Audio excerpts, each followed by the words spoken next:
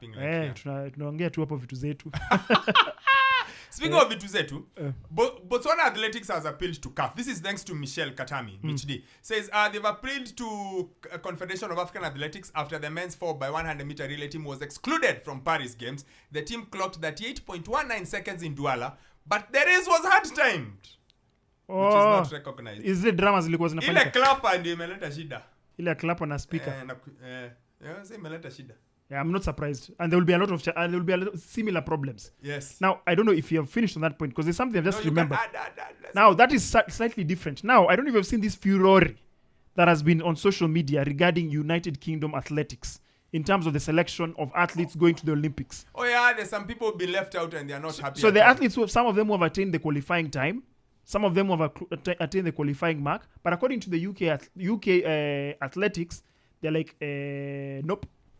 Yes, the UK athletics determine whether you are going based on whether they think you'll get a medal or not. That's very unfortunate. So they don't just speak haphazard. They don't say, oh, because you have the qualifying round. No. They are like, they concentrate their money and their funds and everything on probables. You know, Wokabi? This is how South Africa, yes. This is how the Lionesses went I remember. to Tokyo. Yes, I remember. South Africa. Was it Tokyo, even Brazil? Was it Brazil? Because they've gone to it was yes. Brazil. It was Brazil, eh? Yes, when they said the South African women's team has no chance of performing, so they denied them that opportunity. I think it's horrible because Wokabi, for some athletes, not even winning, it is just being in Paris. It's just being at the Olympics is such a special thing for some of these athletes. So for some people, Wokabi, they don't see themselves competing again in the next few years. So in that box, they need to tick and say, Nimenda Olympics. The spirit of the Olympics. Exactly. Fantastic. Wo mzungu anataka winning. Who is going to win? Hiyo ni unfair. Lakini wamekipata. Like the athletes who have not been denied, because there's a world champion who said, look, I'm the world champion, I've won this. But just because I missed it by this mark, Awendi. That's horrible. No. The UK can be interesting. Apple, they have shortchanged them. No, I get you, but on the other hand, they're probably saying, guys, no. Yeah, because I think the athlete who was one of the most vocal is a gentleman called Norman. Let me try to get further details about him. Yes, I can see his tweet. Yes, Phil Norman. So he's the leading British 3,000 meter steeple chaser.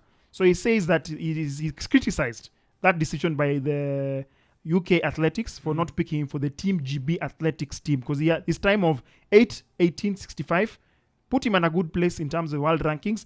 But according to the UK athletes policy, they said that he did not attain their standard. So makes you wonder.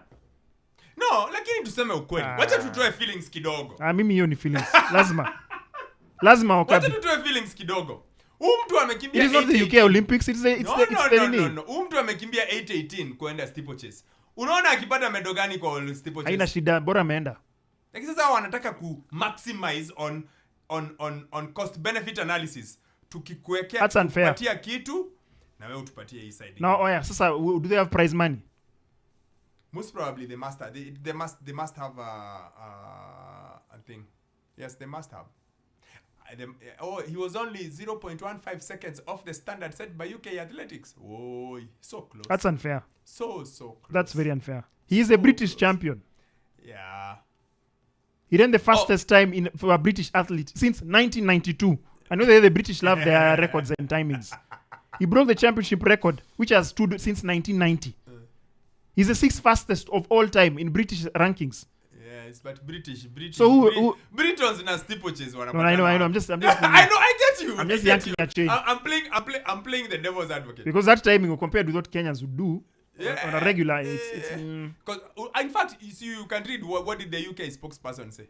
So what he said is that stating it is a different qualification route for athletes. UKA's view is that those athletes should only be selected on similar principles to those selected through the direct qualification standards, i.e., those who are capable of making top 8 in their event. Hapo. So wewe top 8. Kama una possibility ya kumake top 8 nyumbani. You know, if you did that in Kenya, do you know how many people we would remove from the team? Many. Acha nisiseme. Yeah, ni vizuri umepoa.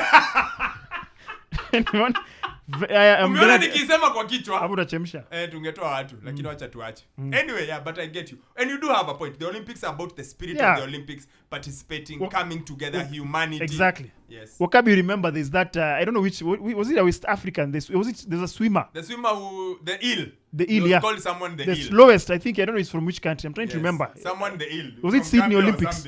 I think it was Sydney Olympics. Someone the eel. Yeah, alikuwa huko the slowest. Yes. Then there was another athlete I think who was competing in athletics pia alikuwa the slow. But you see the fact that they are there.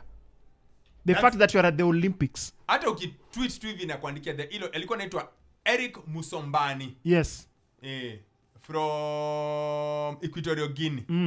He was nicknamed Eric the Eel at the 2000 Olympics. Yes, Sydney. Yes. I remember it. Ali, you want to tell me now you've not been in it because of the qualifying? The guy had never seen an Olympic-sized pool. He swam 50 meters. Heat, yes, in the 100-meter freestyle, and in an unprecedentedly slow time of 1 minute 52.72 seconds. The slowest time in Olympic history by far. He had trouble finishing the race, but he won his heat after both his competitors were disqualified due to false starts. The annals of history will have that recorded that an Equatorial Guinean swimmer. Yes. And he set a new personal best. Yeah, that's good. Alijituma. So that's what you want. And you see the advantage is Wokabi. Because the focus, look at it this way. See, everyone else, of course, is in that pool in Itwanga Jile wakitoka. Ile ya warm down ile. Ile ya warm down pool. But the competition bado inaendelea. So everyone, I think is the person who's racing. Watched by everyone. Which is good. Kila mtu aliniangalia from around the world. Yeah. Which is good. But I hear you. Honestly, if you think about the spirit of the Olympics, yes, but the UK guys are saying, guys, what are you getting us? Anyway, speaking of the UK and what they are getting, they are playing Switzerland in all of 1 hour. If I'm not mistaken. Yes. They are playing in the Euros, the quarterfinals. They take on Switzerland. Bernard, they haven't impressed. I think they just, is it Sontag? But not Sontag. They have scraped through.